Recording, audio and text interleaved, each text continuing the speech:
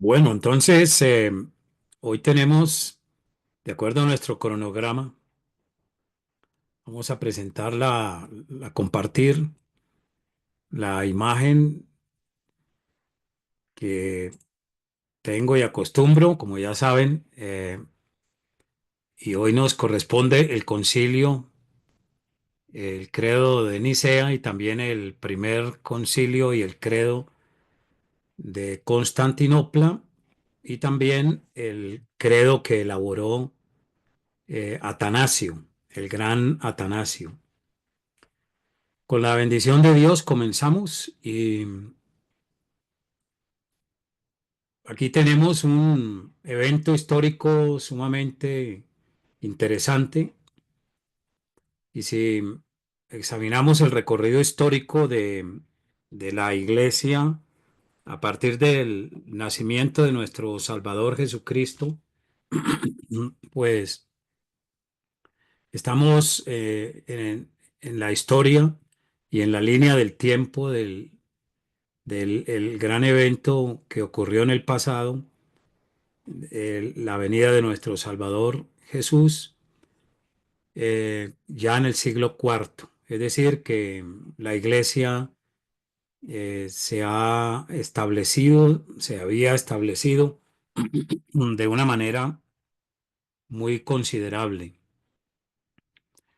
Tanto que el poder de la predicación del Evangelio y la aplicación de la ética cristiana y moral enseñada por el apóstol Pablo dio grandes frutos y maravillosos resultados, porque básicamente, podríamos decirlo de esta manera, hubo una conquista del imperio perseguidor de la fe, eh, y para lograr este triunfo hubo mucho derramamiento de sangre.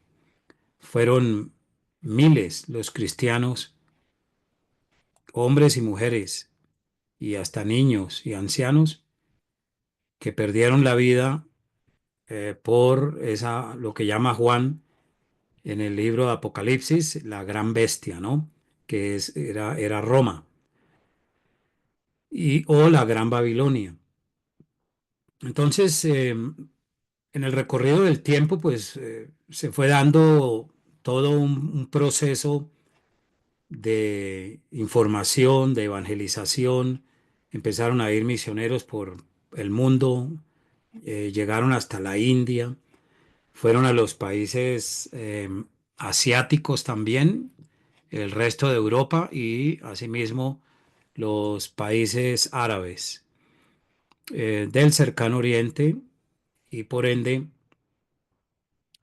nos damos cuenta que también desde el punto de vista político, desde el punto de vista social, pues la iglesia fue ganando grandes espacios y ahora nos vemos ante un concilio que llegó a ser inaugurado y convocado, prácticamente convocado por un emperador como Constantino I, llamado el Grande, y él convoca el concilio.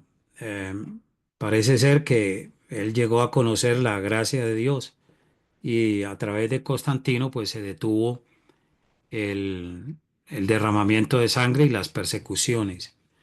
Entonces, este concilio pues se celebró en la actual ciudad de Iznik, que queda o está localizada en Turquía, el actual país turco. Y antiguamente esa ciudad, Iznik, se llamaba Nicea, la ciudad de Nicea, y ocurrió en el año 325 después de Cristo. Entonces, también había un obispo muy influyente que era un español llamado Ocio de la ciudad de Córdoba, o el o el reino de Córdoba en la época de la Hispania o la Iberia antigua, donde los españoles se llamaban íberos, eran los íberos. y realmente hubo grandes representantes españoles en el Imperio Romano, como el filósofo Séneca. Séneca era español también, pero estaba emparentado con el poder romano, especialmente con el emperador Vespasiano. Y es muy interesante lo que la historia narra, ¿no? Es interesantísimo. Ahora, Constantino pues llegó a ser el emperador más fuerte porque había otro emperador que era Licinio y tenían una competencia por el poder y Constantino, si es cierto, la conversión de Constantino, por allá es el año 311, 312, al cristianismo, si es esa historia es real y parece que sí, porque es imposible que un emperador prácticamente caiga a los pies del crucificado, a los pies de Cristo. Em, si fue por interés político, porque ya seguir matando cristianos ya no era tan rentable. Obviamente que hubo un componente político, porque los emperadores empezaron a dar cuenta que si ganaban a los cristianos, pues también tenían de todas maneras un respaldo, un poder social, pero los historiadores de antiguos y modernos, hilando algunos episodios de la vida de Constantino el Grande, realmente parece ser que este hombre sí conoció la gracia de Dios.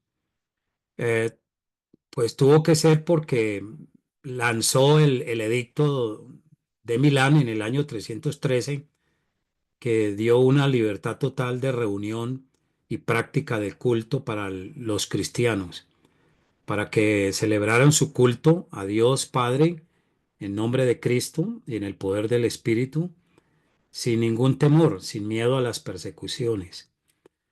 Bueno, esto ocurrió en el 313.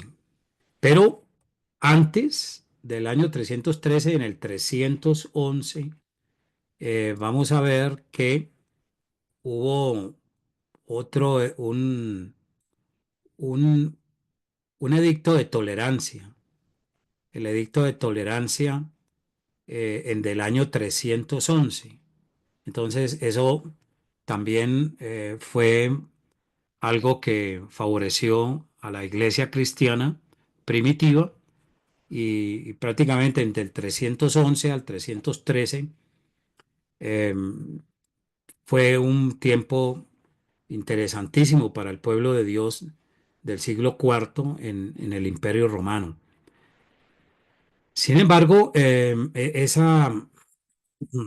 ese reconocimiento que se hace a la iglesia cristiana, donde empezaron a reconocerse obispos, ancianos, presbíteros, no había papa todavía, el papado no había surgido. El papado va a surgir más adelante, hacia el año 340. Por ende, estos avances significativos de la fe cristiana, pues dicen mucho en la historia y nadie contradice esto. Eh, Todos los grandes historiadores agnósticos, escépticos, los no cristianos, eh, coinciden en que estos son hechos fehacientes, verificables por el método histórico crítico.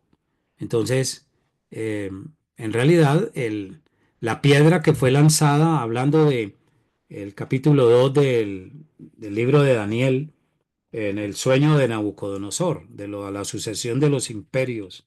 ¿Recuerdan esto?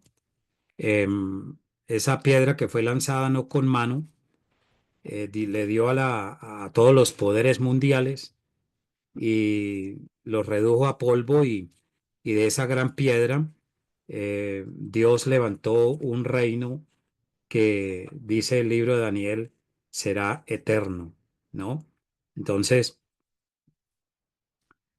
en verdad, pues allí en Roma y en el mundo se empezó a ver ese poder que está avanzando gradualmente en medio de todo el mundo actual también.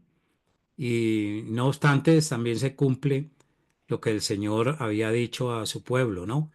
Que por causa de él serían perseguidos, seríamos perseguidos, odiados, aborrecidos.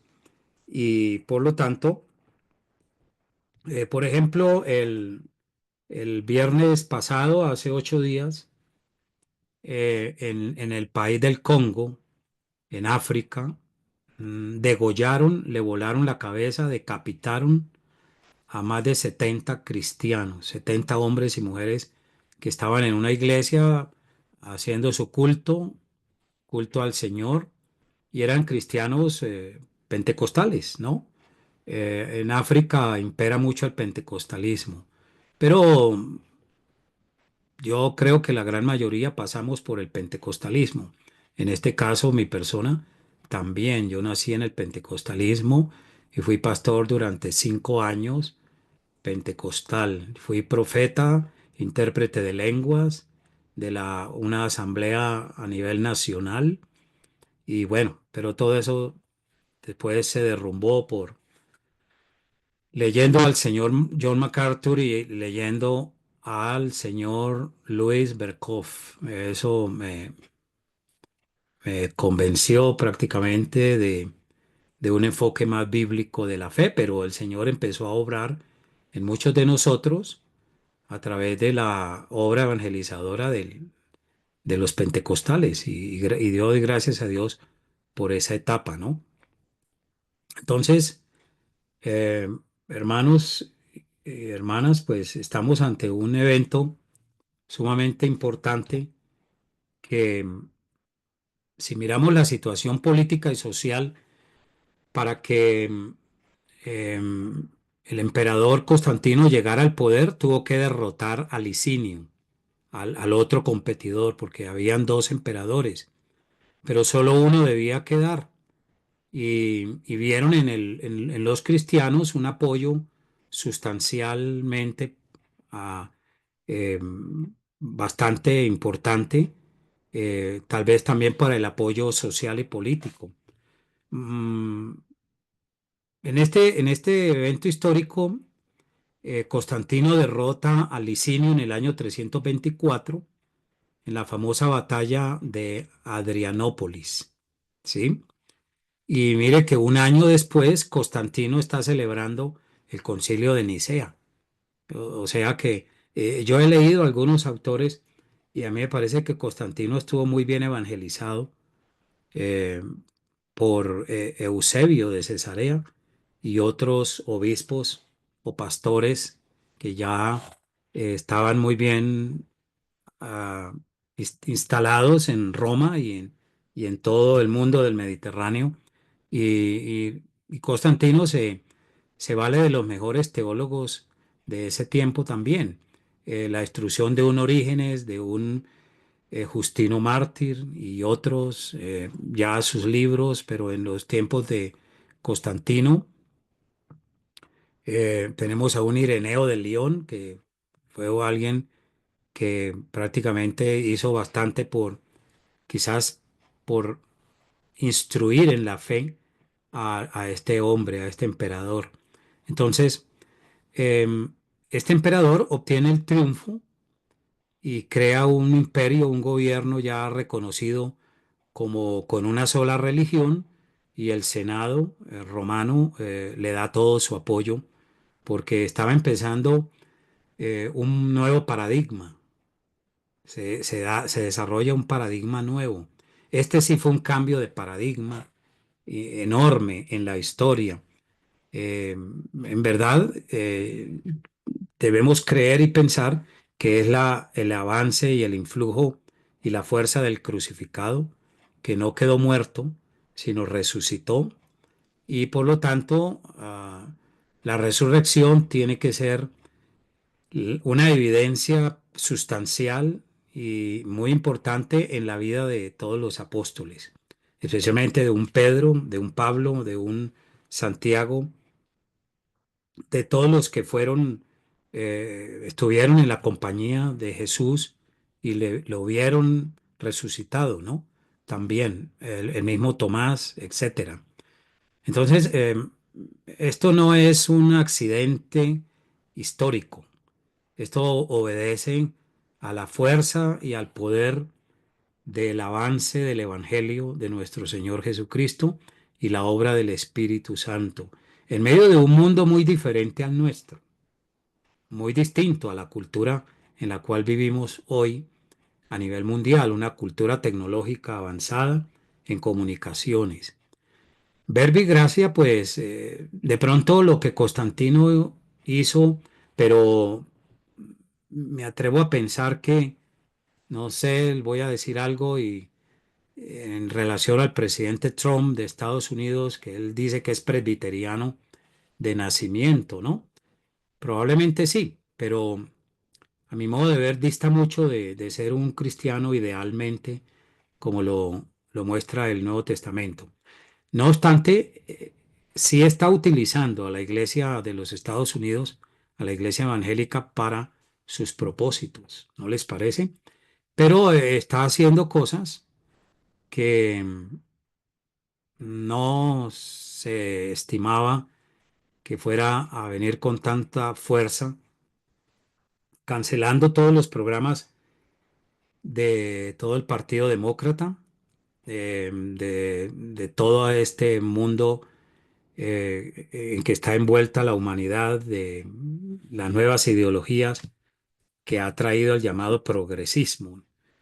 Pero bueno, Trump ahí va y debemos orar por este hombre y por todos los que están en eminencia en la vida política, nuestros presidentes de nuestros países, así no nos guste el gobierno y hay presidentes que están llevando más bien a la sociedad a un abismo moral.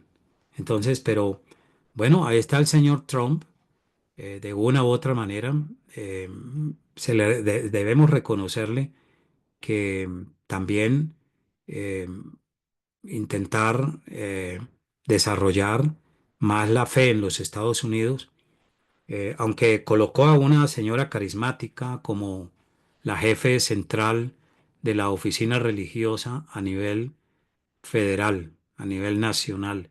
Lástima que no fue un presbiteriano, no fue un John MacArthur o un Joel Dickey. Eh, bueno, hay muy buenos teólogos en los Estados Unidos. El mismo Franklin Graham, ¿no? Que lo invitaron a hacer la oración. Pero bueno, allá en Estados Unidos el pentecostalismo también es muy fuerte, pero tiene sesgos bastante preocupantes en cuanto a la doctrina, como sabemos, ¿no? Sin embargo, bueno, debemos orar que, así como lo hacían los cristianos en la época del siglo IV, oraban por su emperador, y Pedro el apóstol dice, Pedro incluso pidió oración por Nerón, nada menos, el que le mandó a quitar la cabeza, el que lo decapitó. El apóstol Pedro eh, estima que había que orar por el que estaba en el poder en ese tiempo, que era Nerón, hacia entre el año 50 al 57, y dijo en la primera carta de Pedro, capítulo 2, versículo 13, por causa del Señor, sométanse a toda institución humana, ya sea al rey como a superior, ya a los gobernadores como por él enviados para castigo de los malhechores y alabanza de los que hacen bien, porque esta es la voluntad de Dios, que haciendo bien hagamos callar la ignorancia de los insensatos. Honren a todos, dijo en el versículo 17. Amen a los hermanos, teman a Dios, honren al emperador. Aquí en el versículo 17 de la primera carta de Pedro, capítulo 2, honren al emperador. Aquí en Reina Valera textualmente dice honren al rey, pero era el emperador y estaba hablando nada menos que del mismo Nerón, el emperador loco, demente. Así es que, pues bueno, llega al poder Constantino y de ahí va a tener un periodo largo reinando en Roma y en el mundo, todo el mundo mediterráneo y grecorromano. Bueno, Constantino empieza a favorecer al cristianismo, pero en el siglo IV, hacia a finales del siglo IV, como vamos a ver ahora, el primero de Constantinopla del año 381, más o menos desde el año 379 al 375, otro emperador, pero ya en el lado oriental, llamado Teodosio. Teodosio I, él oficializa de manera absoluta, nombra al cristianismo como la religión oficial del imperio a finales del siglo IV. Es decir, que el triunfo del crucificado, como lo llamó Eric Sauer, un autor alemán en su libro que se titula así en español, qué bueno que lo podamos leer, El triunfo del crucificado se llama. Y yo creo que esto no lo detiene nadie. El avance del reino del Señor, aunque pareciera que a veces se oculta, y de hecho así ocurrió a partir del siglo IV, ya para el siglo V nace la Iglesia Católica Romana, ¿no? Y la Iglesia Católica Romana no enseñó la fe bíblicamente. Se oculta en el subsuelo de la historia la verdad divina del Evangelio. Y vino la etapa papal muy triste, muy negra, con periodos hasta de 4 siglos de gran corrupción, enorme corrupción del papado, y vuelve la verdad divina y el Espíritu de Dios aviva su obra en la Reforma usando a un monje llamado Martín Lutero en Alemania, en Wittenberg, y ahí volvió a esparcirse la fe cristiana. Entonces, por eso nosotros estamos aquí también conectados, estudiando estos asuntos, y somos hijos de la Reforma. Somos hijos de las misiones que llegaron de Estados Unidos, de Europa, y bendito Dios, debemos glorificar a Dios porque llegó el Evangelio a América Latina. Eh, También primero llegó el catolicismo romano, ¿no? Llegó el catolicismo, pero hubiera podido haber llegado el Islam. Hubiéramos sido islámicos, mahometanos. Es posible. Entonces, pero bueno, hacia el siglo XIX es cuando se desarrollan las misiones cristianas en América Latina. Bueno, entonces el propósito por el cual convocó Constantino el concilio de Nicea, ese propósito, pues es que se levantó un hereje llamado Arrio y otros con este hombre, y se necesitaba resolver este problema doctrinal del arrianismo, porque estaba causando ya una división en el imperio. Recuerden que ya en el 324 eh, Constantino era el emperador absoluto, el magno. Un año después convocó el concilio y este problema estaba amenazando la unidad del imperio y también de la iglesia cristiana de aquel entonces. Entonces, quisiera preguntarles amablemente, ¿hasta dónde cree usted que la política y la religión en el fondo están unidas? Querramos o no queramos, queramos o no queramos. No una unión, no una unión en el sentido eh, como teniendo una religión oficial en todo el país, como está en Alemania, ¿no? Allá impera el luteranismo, la religión oficial. Y en la época de Constantino, pues nombró el cristianismo y el que no era cristiano, pues le iba mal. Incluso los paganos empezaron a sufrir y el avance que hubo fue enorme porque cancelaron los templos paganos, fueron destruyendo todos los parámetros idolátricos que había generado el paganismo greco-romano, pero en los tiempos modernos, en todos los países de América Latina, incluyendo Costa Rica, a Colombia, Argentina, gracias a Dios hay evangélicos desde Alaska hasta la Patagonia, ¿sí? Entonces, pero los políticos van a buscar a los pastores, van a buscar a las iglesias, van a buscarnos a nosotros, ¿sí? Entonces, ¿hasta dónde es inevitable yo no diría una unión, no, corrijo, no una unión, quiero corregir ese término, es más bien una relación porque van y vienen a las iglesias y prometen y hay pastores que también les hacen el juego aceptando dinero, algunos reciben prebendas, hasta ayudan a construir templos, etcétera. Bueno, vamos a abrir unos minuticos para hacer este análisis porque a mí me parece que la historia vuelve y se repite y el tema del concilio de Nicea tiene mucho, mucho de política y religión, ¿ok? Entonces, ¿hasta dónde, por qué cree usted que es inevitable, es la pregunta, que existirá una relación cercana, cercana o medio cercana eh, entre la cristiandad evangélica y la vida política de nuestros países respectivos? Hermano Osman Domínguez y otros dos han levantado la mano, entonces le doy la palabra y luego tal vez el hermano Eduardo también, Gray.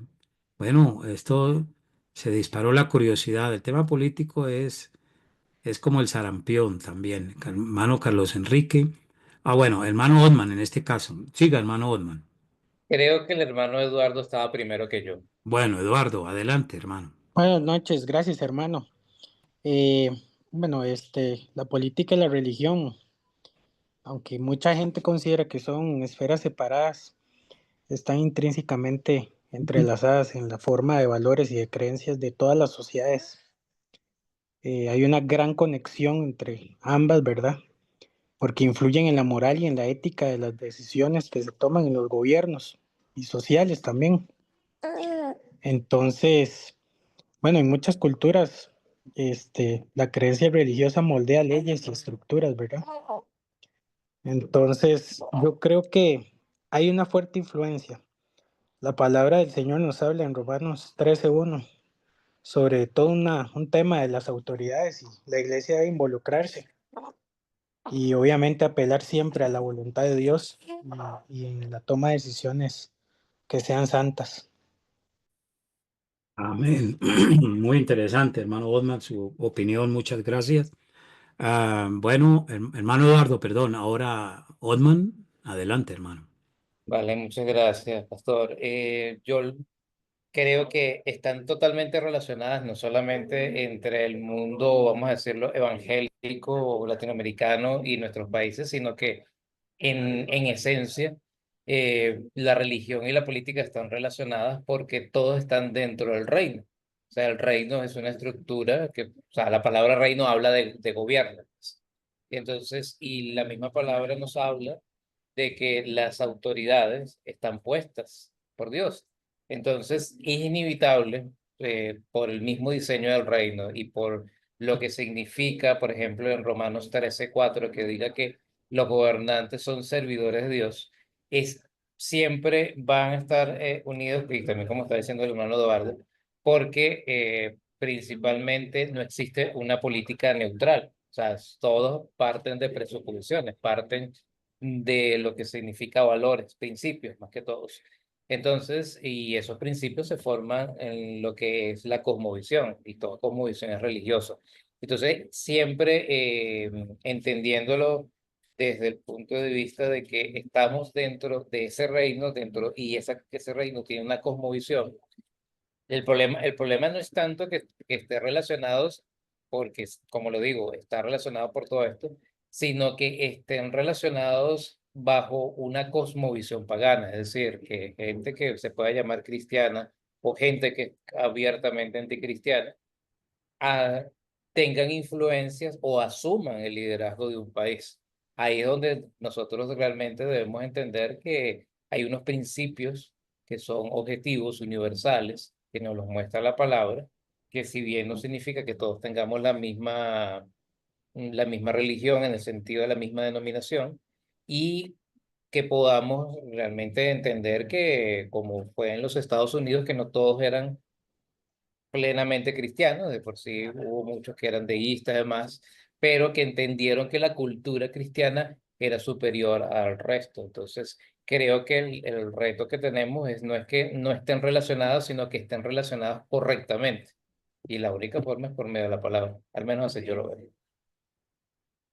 Sí, hermano, muchas gracias, hermano Otman. Bueno, vamos a oír al tocayo Campbell. Adelante, hermano Campbell.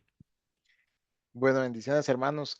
Yo pienso que ya es lógico por todo lo que hemos dicho que no hay una manera de separar esas dos esferas, ¿verdad? De la religión y la política, porque debemos entender que el impacto del evangelio, el impacto transformador de la palabra de Dios va a derramarse al área social. O sea, inevitablemente, si nosotros predicamos de Cristo y las personas son transformadas, la sociedad va siendo transformado y eso es un gran componente político. Véalo así, que con el ejemplo de los Estados Unidos, el enemigo de las políticas LGTB era la iglesia cristiana o los partidos conservadores. Entonces, aunque la iglesia intentara y tuviera esa ilusión de que no tiene injerencia política, es completamente político. Solo las posiciones más básicas del evangelio siempre van a estar en choque con muchos pensamientos políticos de las personas paganas, ¿verdad? Y también es como afinar un poco, creo yo. Yo creo que la iglesia, en el sentido de las congregaciones, no deberían involucrarse en la política, en el sentido de que yo no puedo como pastor decirle a mi congregación, bueno, congregación, vamos a dejar de hacer X cosa del Señor para dedicarnos a hacer otra. Pero lo que es el miembro de la congregación, el creyente, no puede darse el lujo de no tener una injerencia política, ¿verdad? En este caso, cada uno de nosotros debe ser muy consciente de su llamado y hay personas que tienen un llamado que es muy elevado, que es el llamado pastoral. Hay otros que tienen un llamado que yo personalmente podría decir que es menos elevado, que es el llamado de gobernar ciertas áreas, ¿verdad? Porque no solo hablamos de la política como los altos lugares de gobierno, sino hay lugares municipales, están los policías, que son áreas de gobierno que administran justicia, están los jueces, que son áreas de administración de la justicia de Dios, ¿verdad? Esa justicia divina. Entonces, está completamente unido. Y para lo último, es muy inverosímil porque los inconversos siempre nos dicen y nos dicen a nosotros, ¿verdad? No quieren enfrentarse con los musulmanes en ese campo de decir que no mezclen la política con la religión, pero es inverosímil pensar que una persona solo por tener una investidura política ya es un ser neutro de completo conocimiento racional y que no tiene esas presuposiciones de sus religiones, ¿verdad? Entonces y que el Señor nos permita también fomentar eso en la congregación, porque en las congregaciones, porque ese dicho de que la religión y la política no se mezclan es una frase diabólica que solo le ha ayudado al enemigo, ¿verdad? Ya los creyentes que podrían traer un poquito de justicia del Señor a este mundo. Se alejan porque creen que ya es un área demasiado pecaminosa como para ser tocada por un creyente. Entonces, algunas personas que tengan esa inclinación y esas habilidades que Dios les haya dado, de ahí dicen, no, esto es del diablo y no lo puedo tocar. Sí, de acuerdo. Yo puedo, estoy muy de acuerdo con todo lo que han dicho, porque la política también tiene un componente religioso en todo momento. Las leyes, el ordenamiento jurídico, la organización social, todo eso, para que funcione, tiene que estar basado en una moralidad, en una ética. y la ética de dónde viene y la moralidad de dónde viene, dónde está la fuente superior de la ética y la moralidad sociopolítica, en Dios. Entonces, yo sí creo que la iglesia no debe mezclarse en el sentido de, como acabó de decir mi tocayo Campbell, de abandonar la misión cristiana y vamos a volver a la iglesia un bastión político. No, pero la iglesia es la encargada de adoctrinar a los políticos en la fe y de decirles cómo se debe gobernar. Es decir, desde el punto de vista de la teología y el temor a Dios. Es decir, un país sin moralidad, un gobernante, un gobierno sin moralidad destruye mucho a la población. Entonces, bueno, hay mucho que decir de esto, pero no es el escenario ahora, pero sí deberíamos procurar abrir espacios para estudiar el tema político a la luz de la Biblia. Estoy de acuerdo con un libro, el pastor Green publicó hace como 8 años un libro de Robert Fromm, un teólogo norteamericano, y él dice allí, el libro está editado por la CLIR, no recuerdo ahora cómo se llama, lo leí un par de veces, pero hace como 7 años. Y él dice allí en este libro que la Biblia tiene un 75% de relación política. Y es verdad. Bueno, vamos a escuchar al hermano Gray que había levantado la mano también. Entonces, adelante, hermano. Buenas noches, hermanos. Sí, no, Buenas noches. totalmente de acuerdo, igual con lo que comentan los compañeros. Lo único que quería acotar era que definitivamente sí, nunca va a haber una separación entre política y religión, porque la política no es como una fuerza que por vida en sí misma, ¿no? Está compuesta por hombres y los hombres son seres religiosos por naturaleza. La idea que siempre quieren vender de que un, un, un gobierno secular sin religión es totalmente ilógica, ya que lo que están proponiendo ellos es otra religión, simplemente. Pero en este caso sería el humanismo. Y, y hablando de Estados Unidos, es importante acotar, digamos, que cuando los padres fundadores hicieron Estados Unidos, ellos sí trataron de hacer, digamos, una separación entre iglesia y gobierno, pero era a causa de todo lo que traemos como historia, ¿no? Que es de lo que se ha estado aprovechando la gente para tratar de decir que la religión y la política no se mezclan. Pero no se referían, digamos, a que pudiera existir un gobierno sin religión o que el gobierno pudiera apoyar una religión específica. A lo que se referían era a que el gobierno no podía meterse en las decisiones congregacionales. Eh, Espero y haberme explicado. Muy bien, gracias, hermano. Bueno, en este caso, volviendo cerramos el paréntesis. En este caso vemos a un hombre, un político, un emperador que convoca a la iglesia. Si lo hizo obviamente por sostener su poder político, obviamente que hubo un interés político muy grande, es muy visible, pero también Constantino entendía ya en cierta manera el tema de la cristología y y vio una amenaza en el arrianismo. Como les decía, estos obispos permanentemente le daban cátedra, que es lo que debemos hacer nosotros con los gobernantes, ¿no? Darle la cátedra teológica de la ética bíblica y política para que tengan temor de Dios. Entonces, bueno, aquí podemos mirar que esencialmente em,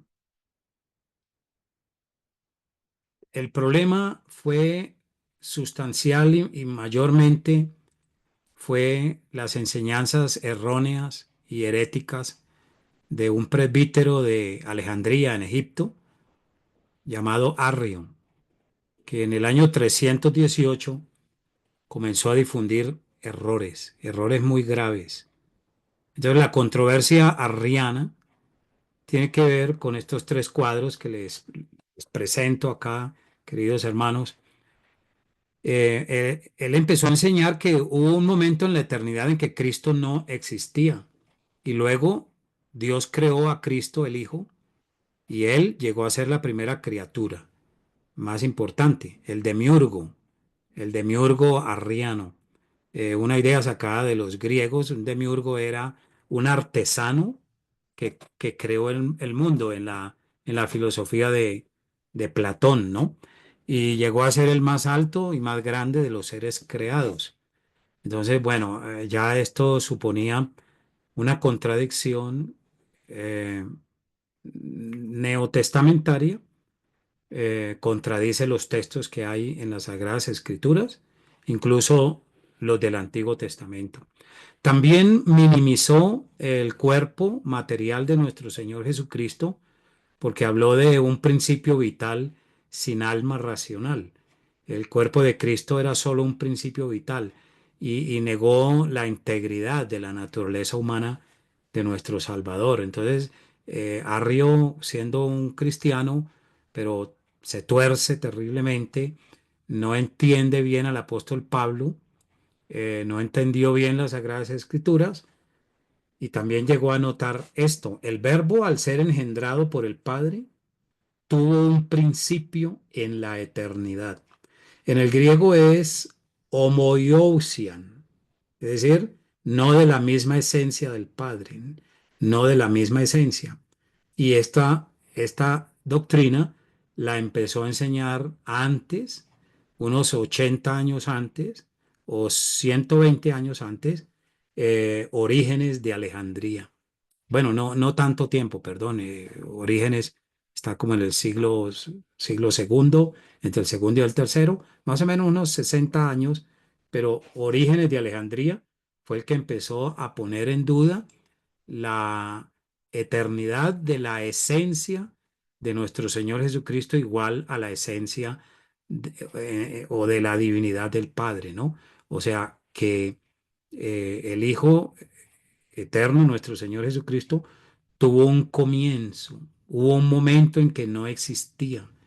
Entonces, esa palabra la vamos a estudiar ahora un poquito más. Al final, genao y egénetos en el griego, donde vamos a ver las graves equivocaciones que cometieron estos presbíteros, sobre todo Arrio y otros con él, hasta llegar al siglo V.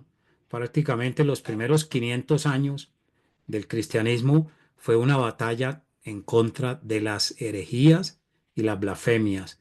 Por eso los credos y las confesiones son importantísimas, porque provienen de un mundo de lucha, de derramamiento de sangre, de batallas, sobre todo ya instaurado el cristianismo como la religión oficial en el Imperio Romano. Pues allí se colaron muchos que no eran cristianos realmente, ingresaron a las iglesias por ganancia monetaria, por vanagloria, por hacerse notables, y vino la vana jactancia religiosa, ¿no?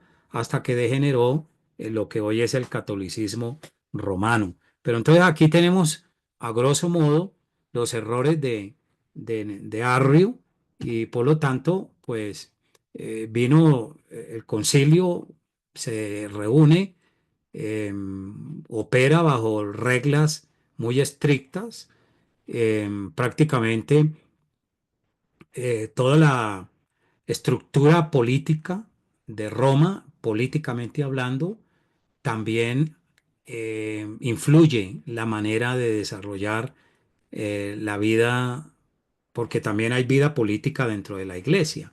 Usted sabe que los presbiterianos, pues, tenemos también varias esferas de poder, ¿sí? Como una asamblea general, tenemos sínodos, tenemos presbiterios, tenemos iglesias locales con un cuerpo de ancianos que llamamos consistorio, y allí los ancianos gobiernan la iglesia por la palabra de Dios, pero tenemos esas esferas concéntricas hasta llegar a una asamblea general, si la hay en el país, ¿no?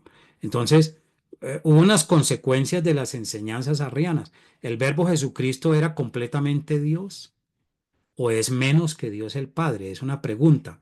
Se empezó a rechazar la doctrina de la Trinidad y esta pregunta, ¿Jesús podía salvar a los hombres sin ser Dios?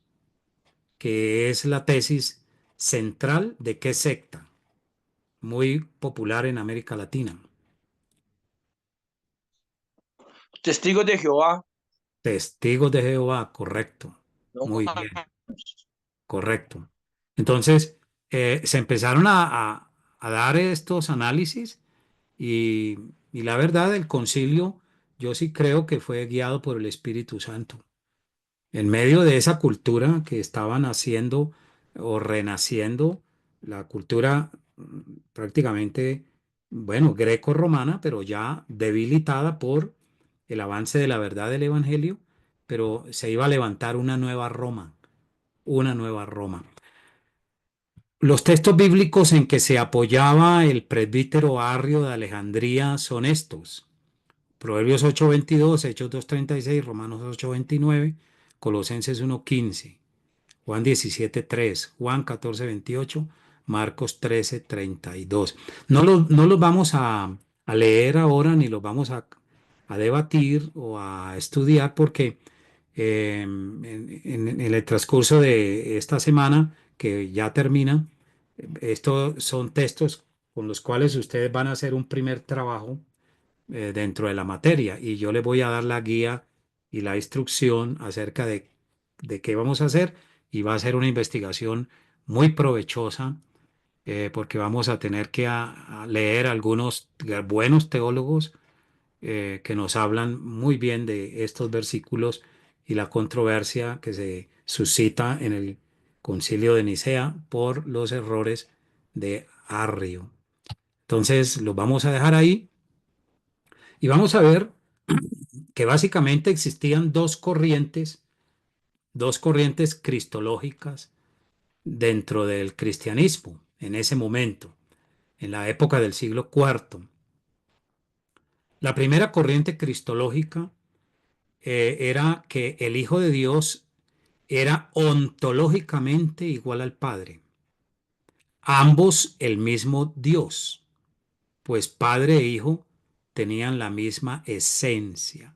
Esta palabra griega homoousian, es decir, de la misma sustancia, de la misma esencia.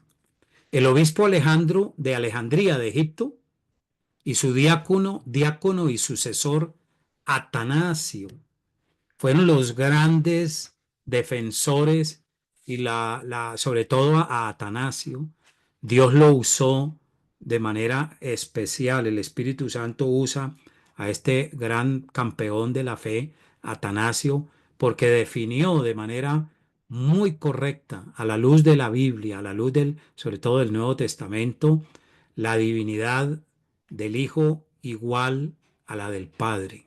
Entonces, de esto veremos algo ahora al final. Terminaremos la clase viendo un poquito el tema de Atanasio, el gran Atanasio que compuso su propio credo. ¿Sí? Es muy, muy llamativo todo esto. Ahora bien, la segunda corriente era la opuesta a la anterior, era la corriente del arrianismo. ¿Sí? Tras la victoria del bando que defendía la consubstancialidad, o sea, del Padre, el Hijo y el Espíritu Santo, Arrio fue considerado hereje por negarse a aceptar la declaración final del concilio.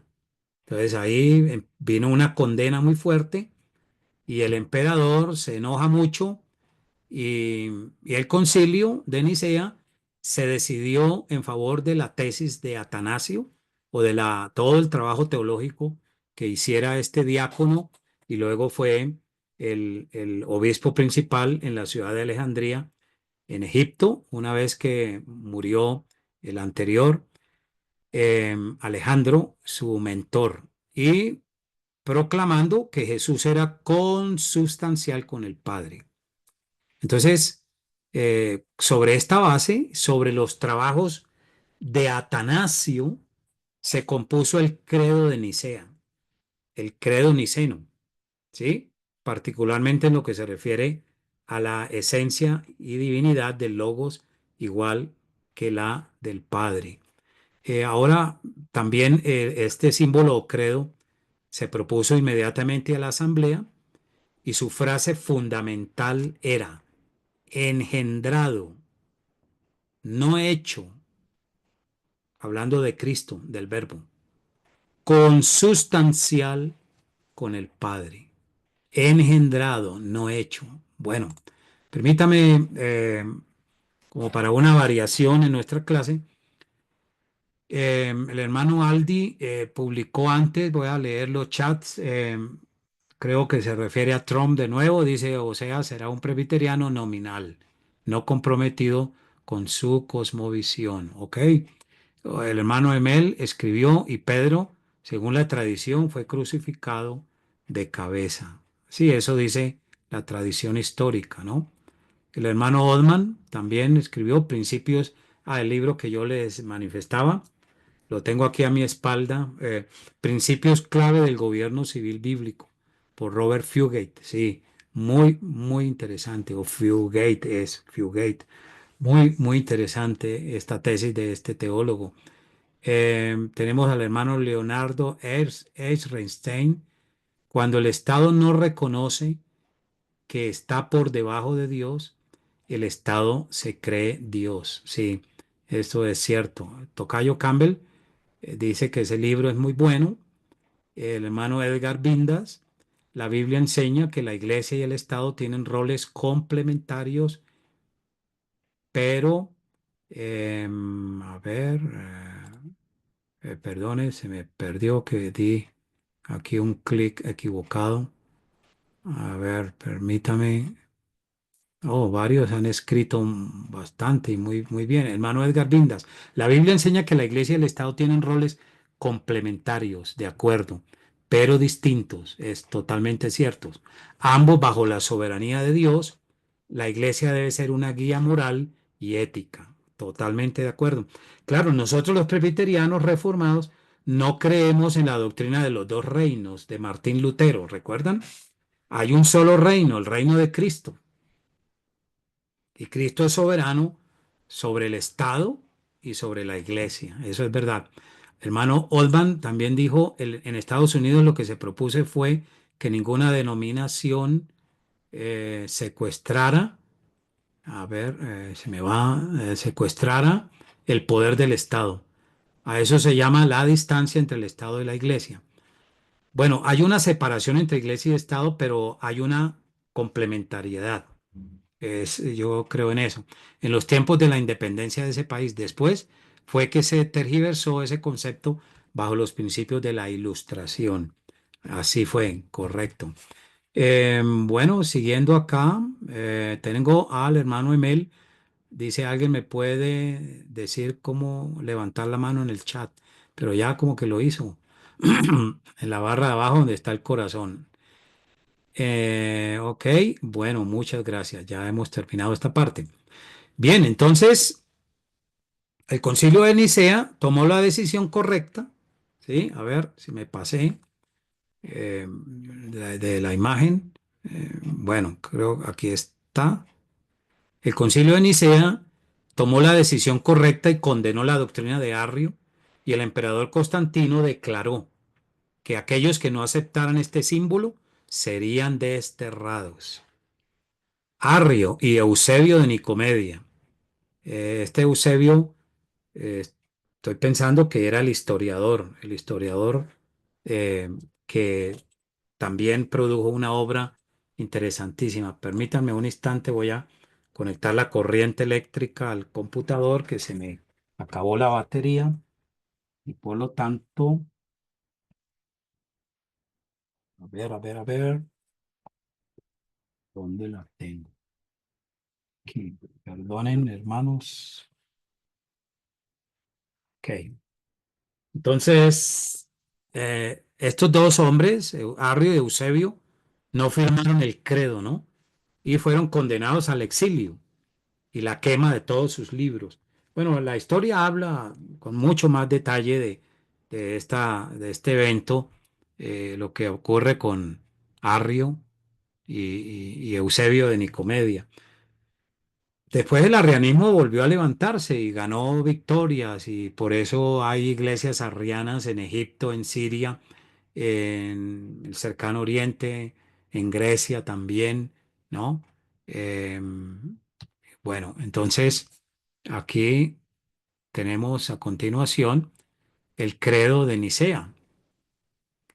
Todo esto que ya ustedes lo tienen ahí en unos documentos. Y creo en Dios Padre, creo en un solo Dios Padre Todopoderoso, Creador del cielo y de la tierra y de todas las cosas visibles e invisibles, y en un solo Señor Jesucristo, Hijo unigénito de Dios, engendrado del Padre antes de todos los siglos, Dios de Dios, luz de luz, verdadero Dios de Dios verdadero, engendrado, no hecho consustancial con el Padre. Y bueno, todo esto que ya sabemos, pues quiero ahorrar tiempo, ahí lo tienen, pero la frase que he puesto en rojo es la que vamos a debatir ahora al final, haciendo un análisis conceptual y teológico, porque este era el punto céntrico del Concilio de Nicea. Era lo más importante y lo más especial y por consiguiente, perdón, por consiguiente, bien. Sí, señor. Bueno, gracias. Entonces, Ok. aquí está de nuevo. Perdonen los que espero que ingresen todos, la mayoría, otra vez. Bien, entonces, aquí tenemos una pregunta. ¿Qué hubiera pasado si el concilio de Nicea vota a favor de Arrio, tomando la decisión equivocada y en contra de Atanasio de Alejandría? ¿Qué creen ustedes que hubiera pasado?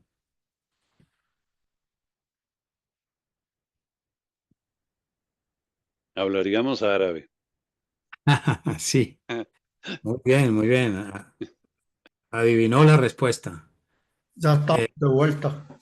hermano Emel, adelante. Yo creo que eso hubiera sido, digamos, como la estocada final al cristianismo, porque la raíz misma o el meollo del asunto del cristianismo es la divinidad de Jesucristo. Y si eso hubiera sido una victoria propiamente del enemigo en una iglesia que estaba empezando, digamos, en su estructura ya como institucional en muchas formas. Se había dejado la persecución, pero ahora lo que se estaba luchando era contra el asunto doctrinal, que es donde se sustenta el cristianismo, ¿verdad? Porque el cristianismo, la raíz del cristianismo son sus doctrinas básicas y cardinales. Yo creo que, pues, por la providencia divina, Dios no lo permitió, usó como instrumento a Constantino. Yo quiero hacer un comentario, hermano. Yo he estado en iglesias, estuve en una iglesia bautista 4 años y ellos cuestionaban de que Constantino se había convertido y también ellos eh, pues critican de que no puede haber unión entre la iglesia y el Estado, pero es que si nosotros lo entendemos desde una perspectiva presbiteriana, sabemos que Dios ha dejado tres, tres instituciones que son la familia, el Estado y la iglesia, pero la iglesia tiene que ser columna y baluarte de la verdad, siempre va a influir en las demás esferas y entonces no podemos desligar una cosa de la otra. Lo que sí no estamos de acuerdo es que el Papa después nombre corone reyes y emperadores y ya que el poder digamos, de una denominación o grupo esté gobernando solo para intereses de ellos, ¿verdad? Quiero decirles que en Costa Rica es de los pocos países en el mundo, creo que solo con Israel, nuestra constitución es confesional, la iglesia oficial es la iglesia católica. Y en la última encuesta es el 50% de costarricenses son católicos. Eso que quería decir. Ok, muchas gracias, hermano Emel, muy bien. En efecto, lo que mencionó el hermano Alberto, Alberto Cel, eh, eso pasó, mire, las consecuencias, unas positivas, eh, tenemos que no se perdió la verdadera creencia doctrinal de la fe bíblica y cristiana. La Trinidad se establece como el orden divino, pero las negativas es que las enseñanzas de Arrio dieron origen a los mormones, los testigos de Jehová y el Islam. Prácticamente estas corrientes religiosas que tienen gran dosis de paganismo se estructuraron en la enseñanza de Arrio y posteriormente en la reforma del tío y el sobrino, los socinos, Fausto y Lelio Socinio o Socino, que se llamó el socinianismo, ¿no? Era un humanismo muy fuerte, era los comienzos de una etapa liberal en teología, ya en la Reforma, y prácticamente estas tres corrientes religiosas falsas se estructuran en la teología de Arrio. Bueno, el concilio tuvo una definición brillante. Coloca en el centro de todas las definiciones doctrinales la divinidad del Señor consustancial con el Padre. El homoousios de Cristo, es decir, homoousios, homo igual o lo mismo, y la usía, la misma naturaleza, la misma sustancia, la misma esencia del Padre. Y por lo tanto, eh, ese problema no se detuvo. El concilio definió la fe correctamente a la luz de la escritura. Pero desde el año 325 hasta el año 381, ¿cuántos años pasaron? 325, a ver, los matemáticos aquí nos ayudan, como 60 y 57. 57 años. Gracias, hermana Jansin. Muy bien. 57 años. Entonces, en esos 57 años, el arrianismo siguió molestando. Hubo otras herejías, otras corrientes. Y realmente este primer concilio de Constantinopla, el segundo ecuménico, es reconocido por la Iglesia Católica, Ortodoxa, Anglicana, Luterana y la Reformada. Nosotros los presbiterianos y el pueblo reformado, de herencia reformada, aceptamos los primeros cuatro concilios y todas sus formulaciones doctrinales y los credos que se originan. Entonces, aquí vamos a mirar que este concilio también es importante porque hubo un motivo central, y es que el concilio de Constantinopla acepta plenamente las formulaciones del concilio de Nicea, en que se condenó el arrianismo, y sin embargo el arrianismo, se sabe que el error siempre va a estar siempre con la expectativa de ver dónde se reproduce.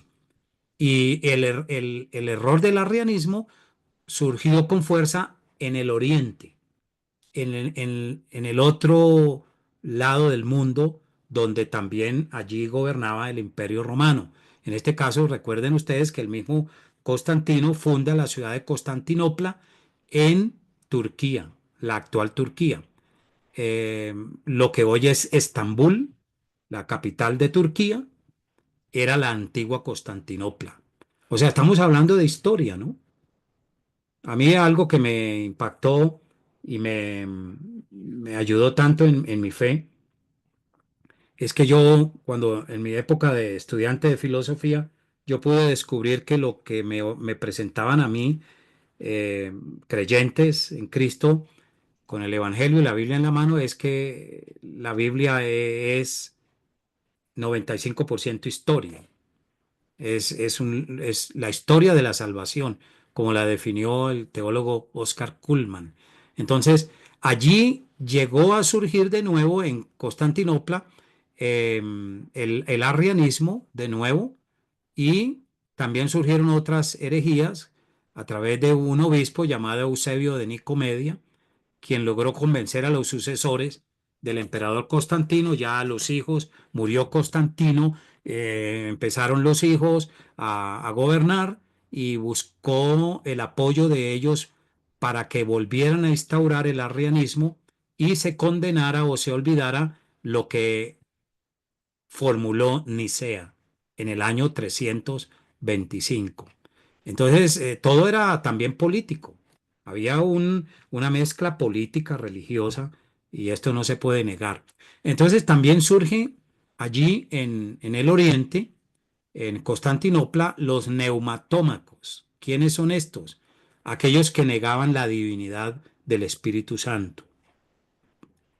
¿Quién empezó a enseñar esta herejía? Macedonio, un exobispo de Constantinopla, que afirmaba que la divinidad él afirmaba la divinidad de Cristo, pero negaba la divinidad del Espíritu Santo.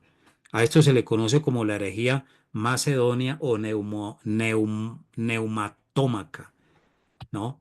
Términos bastante extraños. Entonces, el emperador Teodosio, que era el que ya gobernaba después de Constantino, ese fue el sucesor, él va a gobernar el imperio desde Constantinopla, y en el año 379 sube al poder, y Teodosio es el que convoca el primer concilio de Constantinopla del año 381. Por ende, el obispo macedonio enseñaba esta herejía del Espíritu Santo. Es una criatura de Cristo e inferior a éste. Enseñó esto. Es uno de los espíritus servidores y solo distinto de los ángeles en un grado. O sea que si nosotros tenemos una doctrina muy clara en la Confesión de Fe de Westminster, en todos los estándares de Westminster, Catecismo de Heidelberg, la Confesión belga, los tres pilares que mueven también o sobre las cuales nos basamos nosotros a la luz de la Biblia, todas estas confesiones de la Reforma se basaron en Nicea, en primero de Constantinopla, en el concilio de Éfeso y en el concilio de Calcedonia del año 451. O sea que lo que la Reforma rescata prácticamente es una fundamentación o una estructuración de los primeros cuatro concilios. Lo que allí se formuló, yo he estudiado esto no mucho, pero con alguna profundidad, sobre todo leyendo a William Cunningham. Es el más fuerte teólogo, historiador del dogma, un escocés del siglo XIX. Tengo sus libros, vale la pena pedirlos y creo que se los puedo regalar en PDF. Los encontré en PDF, pero no me acuerdo si están en inglés. Bueno, voy a mirar y lo voy a publicar en el grupo. William Cunningham es admirable. Entonces, esta herejía también requería atención por parte de la cristiandad de ese tiempo. En consecuencia, el concilio se inicia bajo la presidencia del patriarca Melesio de Antioquía. Asistieron 150 obispos. Eh, bueno, ya para ese tiempo, había una especie, se llamaba papa, pero no, porque es que en el italiano papa quiere decir papito o padrecito. O sea, era un pastor muy querido, pero todavía no se había levantado el papado romano, ¿no? Entonces, Dámaso primero participa, y también los grandes capadocios, como fue Basilio el Grande, Gregorio Niceno y Gregorio Nacianceno, grandes teólogos de esos días. Por ende, ahora hubo una reafirmación, y aquí en este concilio primero de Constantinopla del año 381, este concilio reafirma el credo niceno, introduciendo la consustancialidad del Espíritu Santo con el Padre y con el Hijo, mediante la expresión en latín Credo in Spiritum Sanctum qui ex patre, per filium procedit. Creo en el Espíritu Santo que procede del Padre a través del Hijo. Y se produce el famoso filioque, que quiere decir y del Hijo, y del Hijo. O sea, el Espíritu Santo fue enviado por el Padre, pero también a través del Hijo. Y bueno, esas eran fórmulas por las cuales se peleaban y había que definir muy bien todo esto porque estaba en juego la credibilidad del cristianismo en el mundo. Y saben, la religión cristiana es una religión, yo digo que es la única religión, como dice Peter Jones, solo hay dos, la pagana y la cristiana, ¿no? Y Juan Calvino también definió la verdadera religión es el cristianismo. Viene desde el Edén, viene desde el Génesis. Aquí también vinieron y condenaron la herejía del apolinarismo, que era Apolinar de la Odisea, el joven, un presbítero también, que afirmaba que en Cristo el espíritu o intelecto no era humano, sino divino. Este fue un reduccionista de la naturaleza humana de Cristo. Mutila la naturaleza humana y llega a decir que prácticamente Jesús no tuvo alma o espíritu y habita en él es el logo y por lo tanto Jesús, su cuerpo y el alma humana en realidad eran también algo muy gaseoso, muy vaporoso, no eran reales. El apolinarismo también fue condenado en el concilio, en el primer concilio de Constantinopla. El concilio tomó estas medidas, la condena de Arrio, la condena del macedonianismo y del apolinarismo. Delimitó las provincias eclesiásticas y vino la declaración de Constantinopla como la nueva Roma, elevando su obispo a la dignidad de patriarca. Por eso ustedes oyen hablar del patriarca de Constantinopla todavía, pero es el patriarca de toda la religión o del cristianismo ortodoxo, griego, sirio, ruso, y está en otros países, ¿no? La iglesia ortodoxa en el mundo se llama cristiana también, pero ahí tienen mucho de Nestorio, otro hereje, algo de Apolinar, mezclan algunas herejías con la verdad bíblica. Entonces, la iglesia ortodoxa tiene problemas desde el punto de vista doctrinal. Entonces, este primer concilio, pues, trajo estas condenas y por primera vez, recuerden esto, hermanos, es muy importante, el primer concilio de Constantinopla, por primera vez, aclara y declara en qué consiste la Trinidad. Es la primera declaración que se hace oficialmente en el reino cristiano, un Dios en tres personas, Padre, Hijo y Espíritu Santo. Y esto lo dejó muy claro, también afirmando que el Espíritu Santo también es Dios o era Dios, hablando de ese tiempo. Por ende y por consiguiente, pues aquí está el credo niceno-constantinopolitano. Voy ahora luego a dar la palabra al hermano Aldi. Y aquí está también lo que está en rojo, es lo que me parece que debemos resaltar. Engendrado el Señor Jesús, ¿no? Engendrado, no creado, de la misma naturaleza del Padre.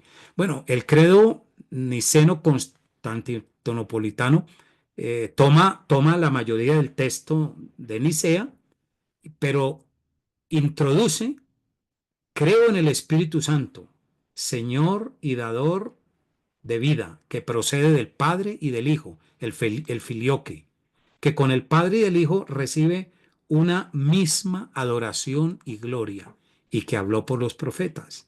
Bueno, y el resto lo conocemos ya, ¿no? Bueno, eh, estimado hermano Aldi, adelante, le escuchamos.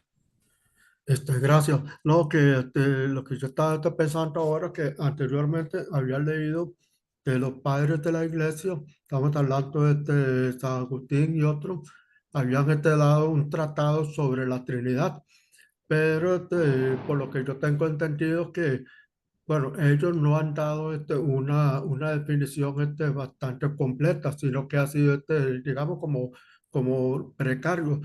Me parece entonces que han tenido que, bueno, haya que ser necesario un tipo de concilio para poder confirmar, ya afirmar de una vez cuál es la doctrina de la Trinidad, ya que a pesar de que los padres de la iglesia en siglos anteriores no han dado una doctrina completa, por así decir. Decía hermano Aldi que en qué época no, lo que dijo al comienzo no lo capté bien y me parecía muy interesante. Que no, digamos, acabo de decir que en este concilio se define la doctrina de la Trinidad, pero su idea es que no fue muy completa. Digo, no, lo que quiero dar a entender es que me parece que tuvieron que hacer el concilio. Dado que a pesar de que los padres de la iglesia en los siglos anteriores, Orígenes era otro también, que han dado una doctrina o una posición sobre la Trinidad, pero no era suficiente, no era completo, porque supongo que si hubiera sido así, ya la gente lo hubiera entendido desde antes del concilio. Tuvieron que Ajá, hacer el sí, concilio para poder, digamos, ya afirmar, confirmar una doctrina. ¿Me explico? Esa es mi sí. pregunta, entonces, mi observación, pues. Pero decía Orígenes, Orígenes no Yo creo mencionaste. que Orígenes, yo creo que Orígenes había dado una posición, pero no era completa. Sí, no era, Los no primeros era, padres de la iglesia no han dado una posición completa. sí, ni completa ni correcta, como vamos a ver a continuación. Bueno, entonces aquí la obra de Atanasio es muy importante. Atanasio fue un campeón de la fe. Es considerado el Pablo del siglo V. No contento, eh, Atanasio muere en el 373, pero él no estaba contento con la elaboración del credo niceno-constantinopolitano. Él mismo elaboró uno más completo y su propósito fue no dejar grietas. Entonces, ese credo es muy interesante porque, bueno, es muy grande, muy largo.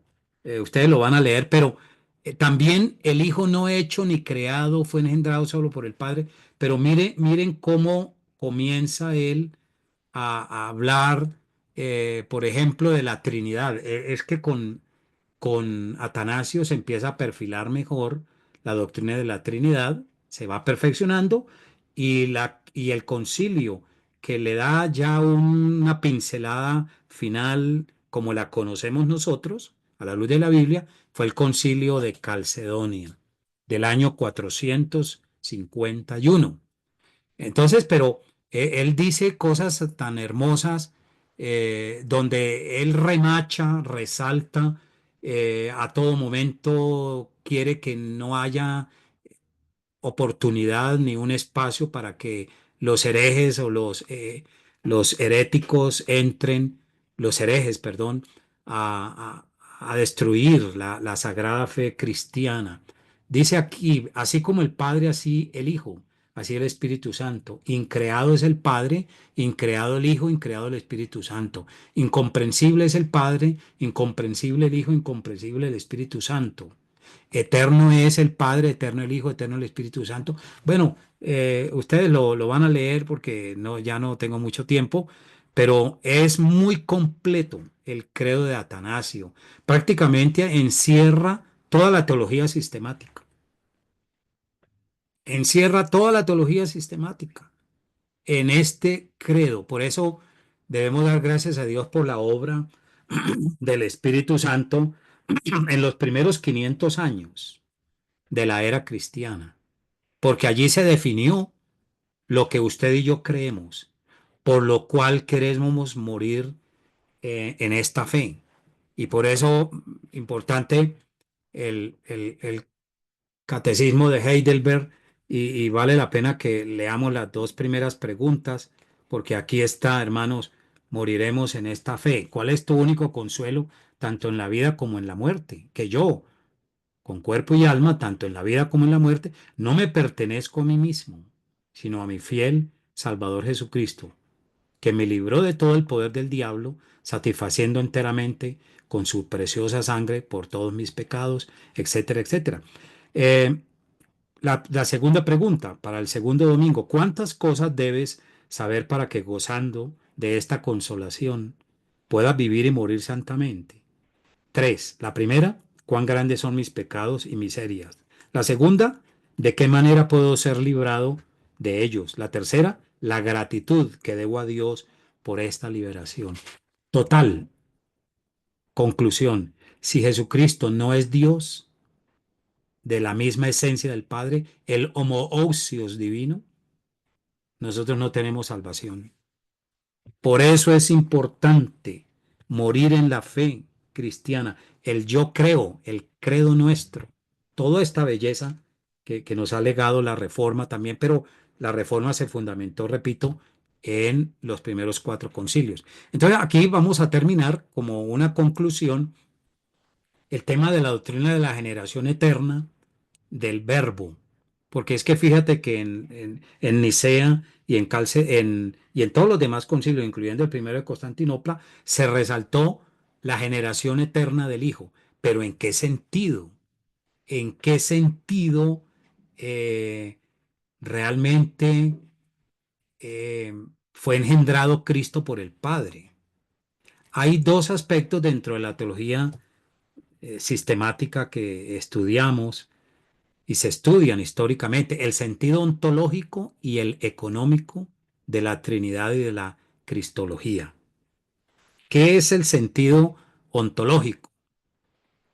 Cristo el Verbo engendrado eternamente por el Padre, y se cita el Salmo 2.7, ¿sí? Pero el Salmo 2.7 ha sido citado erróneamente para sostener el hecho de que Cristo fue engendrado por el Padre. El Salmo 2.7 no habla de el Verbo engendrado eternamente por el Padre. El Salmo 2.7 habla es sustancialmente de la coronación de Cristo como Hijo eterno y como Rey eterno. El Salmo 2.7 habla es de una declaración revelada por el Padre de que Él ha puesto a su Hijo como Señor y Rey de todo el universo. Lo confirmó en la resurrección nuestro Señor Jesucristo.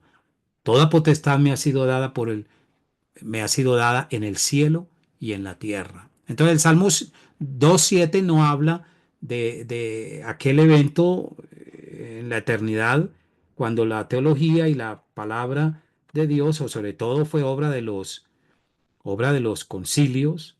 eh, Se habla eh, de la generación eterna del Hijo, pero el sentido económico es la concepción y nacimiento virginal de Cristo, de Mateo 1:18 al 20. Aquí se habla es de Mateo 1 al 20 dice que el Verbo fue engendrado en el vientre de la Virgen María por la obra del Espíritu Santo. Y en este sentido sí se puede hablar tácitamente de que su naturaleza humana fue engendrada y tuvo un comienzo en el tiempo. Y también su naturaleza humana va a perdurar como el teántropos por toda la eternidad junto a su pueblo.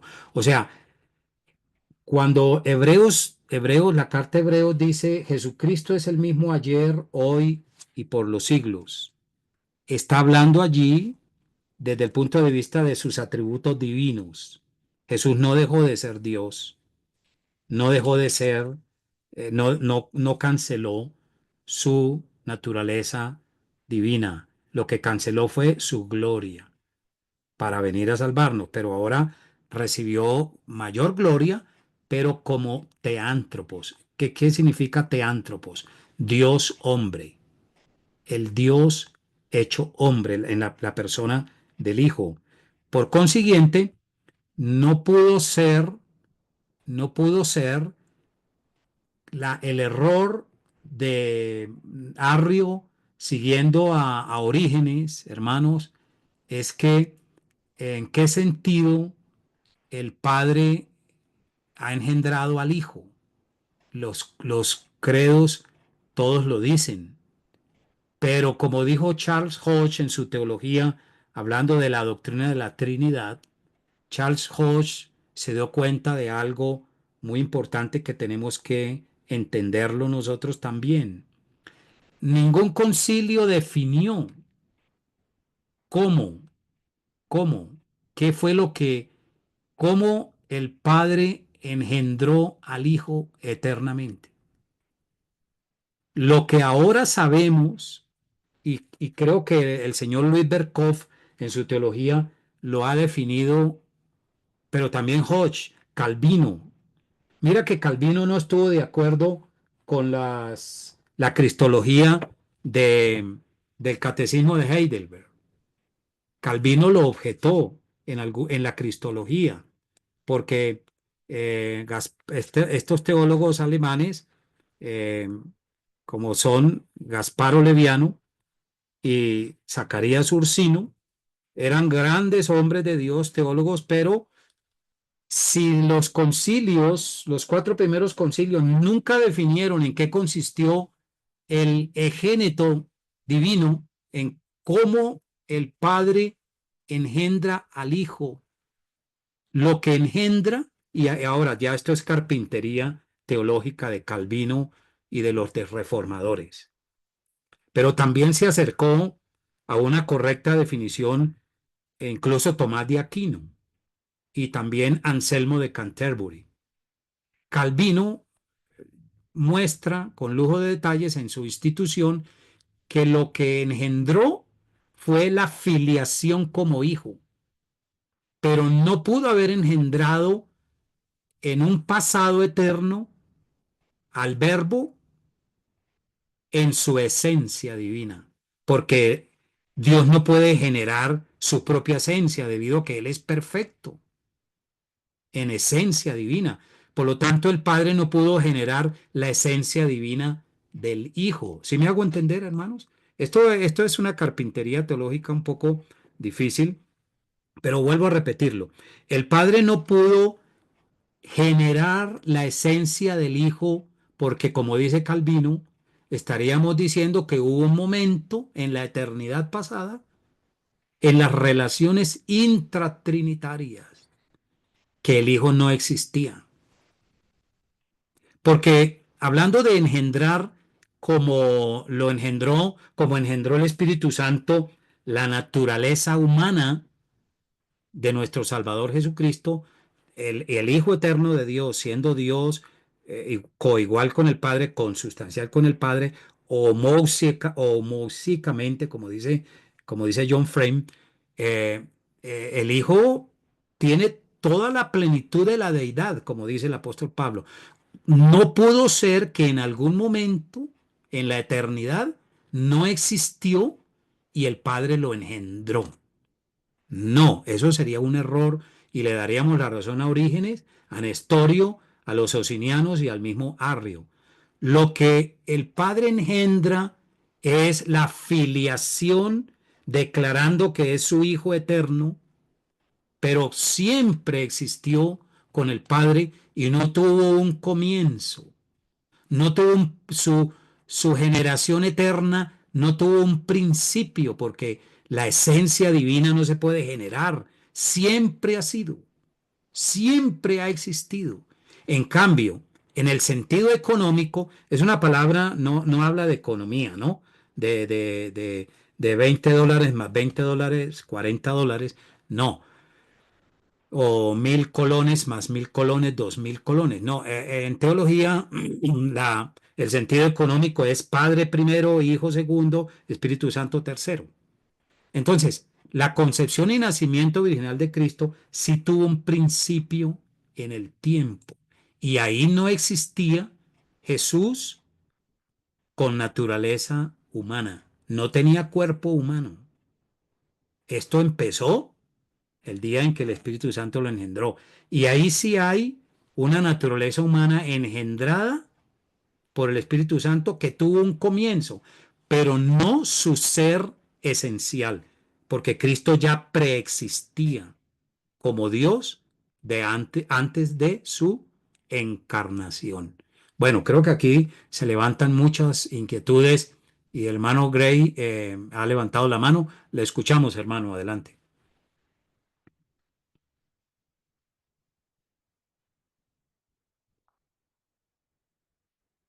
Eh, Hermano Gray, ¿levantó la mano tal vez? O... Ay, sí, señor, está hablando con él. bueno, le escuchamos, adelante. Quisiera comentar, digamos, que en ese sentido, siempre me ha sido muy interesante los comentarios, digamos, que hace Ambrosio, dependiendo siempre de la divinidad de Dios. Igual, que en esa época podemos usar contra él, que engendraba como un principio de tiempo. Y quería aportar un poco, digamos, a tu cuerpo que contaba. Él lo que dice es que ahí la palabra engendró a nosotros, seres humanos finitos, nos fue una trampa, porque inmediatamente pensamos que es igual a como es el ser humano. O sea, la forma en la que Dios engendra es igual a como es el ser humano. Entonces, que hay como un principio en el tiempo, pero Dios es eterno, Dios está fuera del tiempo.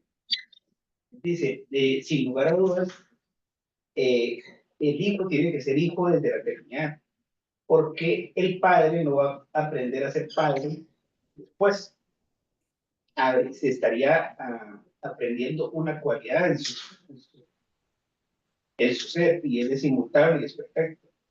Entonces, ahí yo sí creo que este eterno es hijo eterno y es padre eterno desde antes desde la eternidad, pues, pero tengo que declarar que en la comunidad hay un misterio y que mi mente finita en este lado, acostumbrada a medir las cosas con un tiempo, me es imposible explicar desde una manera coherente. Y lo más que puedo decir es igual, creo que Dios es trino, y es santo, y es padre, y es el Espíritu Santo.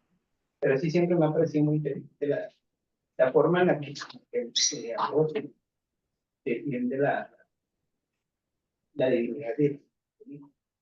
Sí, señor. Gracias, hermano Gray. Hay que entender que estamos balbuceando y que estamos viendo por espejo oscuramente. No podemos entender cómo es la relación intratrinitaria en la esencia divina. Lo que está en la Biblia es, eh, estamos viendo un espejo manchado, pero vemos algo, algo vemos. Y eso fue lo que definieron los concilios y por ello el mérito de estos credos, de estas confesiones de fe. Pero debe quedar claro que el Padre, si engendró al Hijo eternamente, no quiere decir como enseñó Orígenes y Arrio.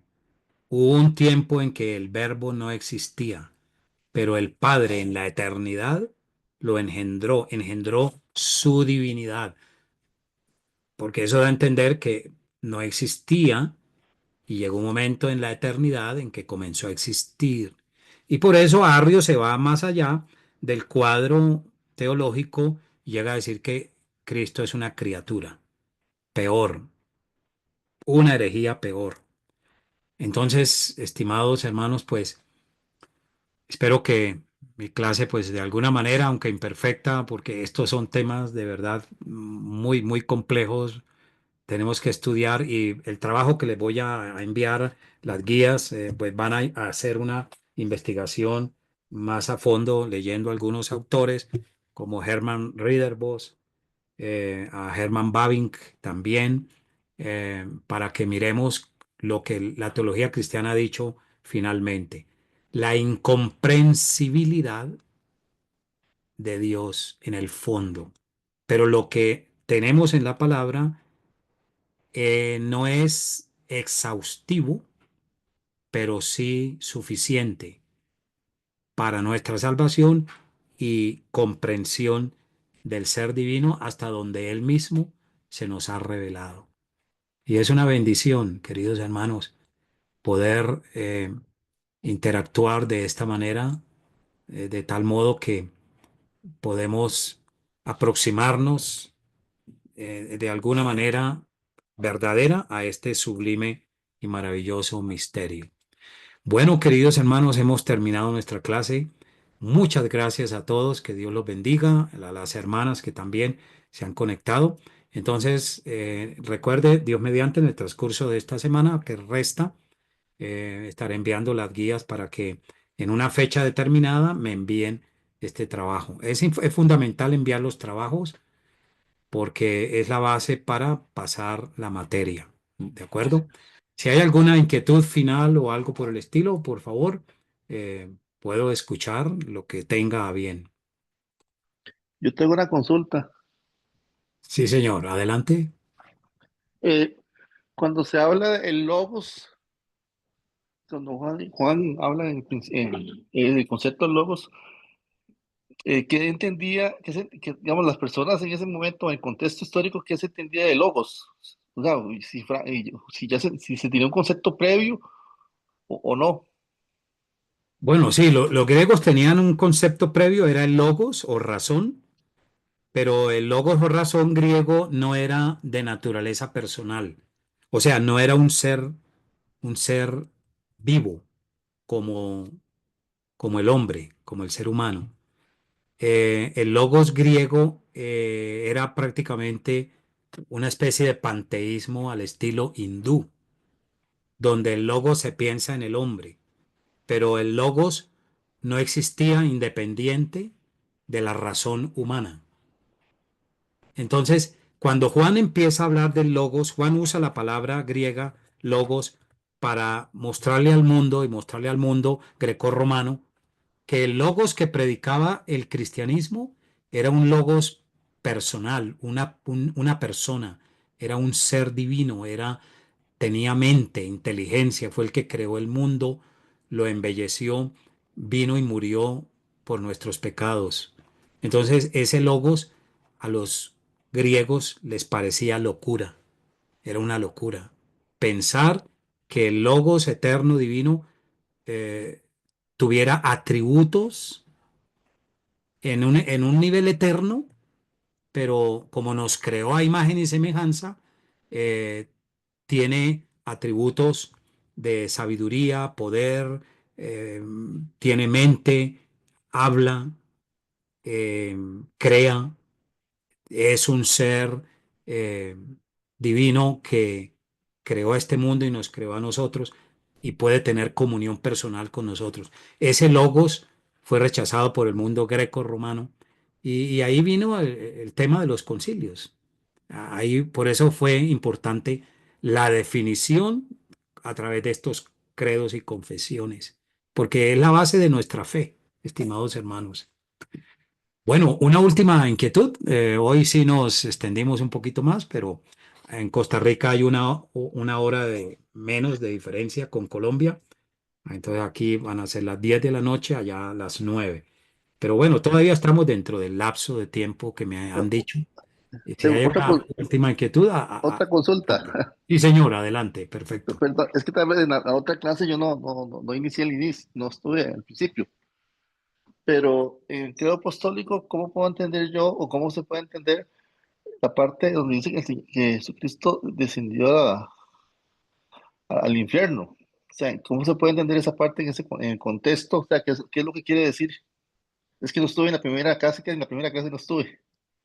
Ok, hermano Juan Carlos. Bueno, pensamos que pues hay dos versiones, ¿no? Una tradición que viene del catolicismo romano, la otra es la de la Reforma. La de la Reforma es que Cristo descendió al infierno en la misma cruz al padecer la separación del Padre y cargar el pecado de su pueblo elegido. Allí hubo tinieblas y él experimentó prácticamente el rigor del infierno, de una vida separada de Dios. La Iglesia Católica habla, y también los judíos, ¿no? Los judíos hablaban de una separación del mundo de los muertos, del mundo de los fallecidos, lo dividían en dos partes. Una era el seno de Abraham, donde estaban los patriarcas, los que murieron en la fe de Yahweh en el Antiguo Testamento, y el otro lugar era el Hades, donde estaban los condenados. Pero es mejor hablar que Cristo no descendió literalmente al infierno para proclamar su victoria, porque hoy en día hay una teología que está surgiendo muy fuerte en Estados Unidos que se llama la evangelización post-mortem. Es decir, que Dios está dando una segunda oportunidad de salvación para los que no oyeron el Evangelio o murieron en la tibieza espiritual, incluyendo creyentes que eran tibios o eran falsos creyentes en las iglesias y murieron, allá están oyendo el Evangelio a través de espíritus que fueron evangelistas en la tierra. Ejemplo, Billy Graham, Luis Palau, eh, Juan Bonstra, que era un reformado, están evangelizando almas o espíritus allá en el mismo infierno y van a ayudar a salir los que no fueron tan malos y van a creer en Cristo. O sea, tienen que creer en Cristo y convertirse como espíritus actualmente. Eso se llama la teología post-mortem y es o evangelización post-mortem. De eso les hablaré en otra ocasión más a fondo. Bueno, hermano Luis Alberto Cel, veo también su mano arriba o era que la Sí, había levantado. Ok, no, está bien, adelante, nada más. Algo muy adelante, breve. Luis Sí, Alberto. gracias, gracias. No,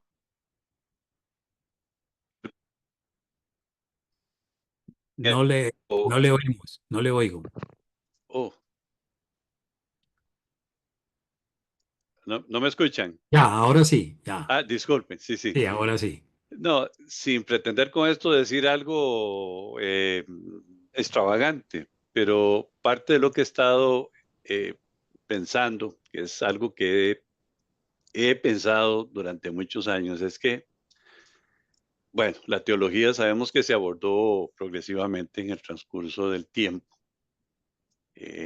La teología es una labor humana, ¿verdad? De acercar nuestro pensamiento a Dios, utilizando como una tremenda herramienta los balbuceos, esas formas antropomórficas en que Dios se comunica con el ser humano y que es la única forma que nosotros entendemos. Pero el asunto es que como la teología se aborda progresivamente en el transcurso del tiempo, entonces conforme surgen nuevas controversias, dudas, herejías y pecados, ese es el motivo por el que a veces los credos más antiguos a veces nos parecen excesivamente simples, quizás demasiado sencillos y que quizás dejaban cosas sueltas sin aclarar con suficiente énfasis y que esto es lo que da lugar a nuevas herejías.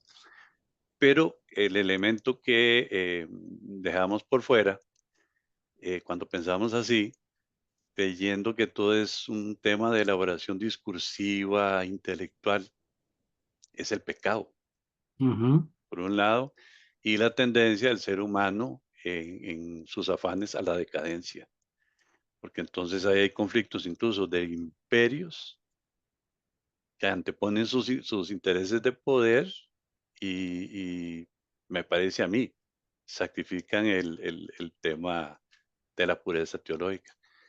Sobre todo cuando uno ve el tema de Calcedonia, el debate entre los dos imperios son Oriente y Occidente y sus iglesias, es decir, como dos potencias que se enfrentan y entonces surge una controversia de 120 años atrás. Creo que me estoy extendiendo mucho, pero voy a ser breve. Sobre la naturaleza de Cristo. ¿Te parecía que había quedado ya resuelta después de varios credos? Sin embargo, se sigue hablando sobre el tema de la naturaleza de Cristo.